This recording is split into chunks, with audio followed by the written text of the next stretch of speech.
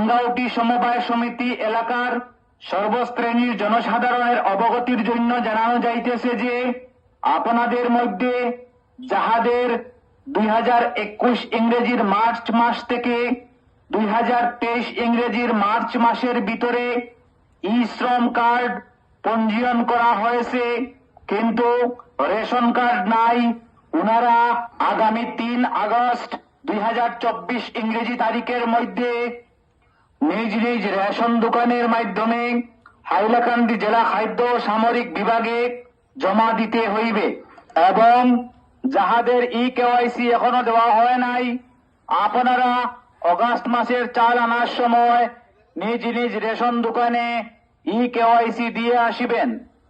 KYC দেওয়ার সময় আধার card এবং পরিবারের সদস্যের ফিঙ্গারপ্রিন্ট বাধ্যতামূলক।